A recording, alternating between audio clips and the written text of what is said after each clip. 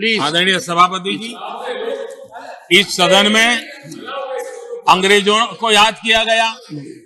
अब राजा महाराजाओं का तो अंग्रेजों के साथ गहरा नाता रहा था उस समय, तो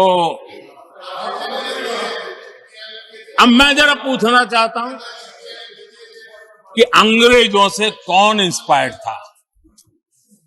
मैं तो ये तो नहीं पूछूंगा कि कांग्रेस पार्टी को जन्म किसने दिया था, ये तो मैं नहीं पूछूंगा। आजादी के बाद भी देश में गुलामी की मानसिकता को किसने बढ़ावा दिया? अगर आप अंग्रेजों से प्रभावित नहीं थे तो अंग्रेजों की बनाई दंड संहिता, पिनल कोड, आपने क्यों नहीं बदली? आदरणीय सभापति जी, अगर आप अंग्रेजों से प्रभावित नहीं थे तो अंग्रेजों के जमाने के सैकड़ों कानून क्यों चलते रहे?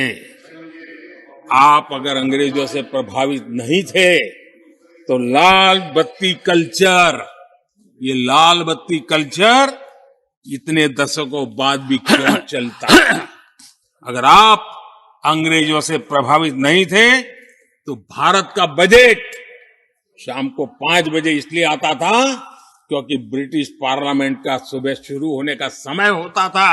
ये ब्रिटेन की पार्लियामेंट के समय के अनुकूल शाम 5 बजे बजट की परंपरा क्यों चलाए रखी थी आपने? कौन अंग्रेजों से इंस्पायर था?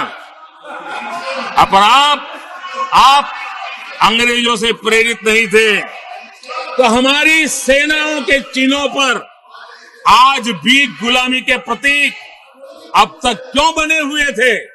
हम एक के बाद एक हटा रहे हैं। अगर आप अंग्रेजों से प्रेरित नहीं थे तो राजपथ को कर्तव्य पथ बनने के लिए मोदी का इंतजार क्यों करना पड़ा? आदरणीय सभापति जी, अगर आप अंग्रेजों से प्रभावित नहीं थे तो अंडमान और निकोबार, इन द्वीप समूहों पर आज भी अंग्रेजी सत्ता के निशान क्यों लटके पड़े थे? आदरणीय सभापति जी, अगर आप अंग्रेजों से प्रभावित नहीं थे तो इस देश के सेना के जवान देश के लिए मन मिटते रहे, लेकिन देश के जवानों के सम्मान में एक वॉर मेमोरियल तक आप बना नहीं पाए थे। क्यों नहीं बनाया? अगर आप अंग्रेजों से इंस्पायर्ड नहीं थे, प्रभावित नहीं थे, तो भारतीय भाषाओं को हीन भावना से क्यों देखा? स्थानीय भाषा में पढ़ाई के प्रति आप लोगों की बेरुखी क्यों थी? आदरणीय सभापति जी, अगर आप अंग्रेजों से प्रेरित नहीं थे तो भारत को मदर ऑफ डेमोक्रेसी बताने में आपको कौन रोकता था? आपको क्यों महसूस नहीं हुआ कि दुनिया में? आदरणीय सभापति जी, मैं सैकड़ों उदाहरण दे सकता हूं कि आप किस प्रभाव में काम करते थे। ऐसे और वीडियो देखने के लिए रिपोर्ट भारत को सब्सक्राइब करें।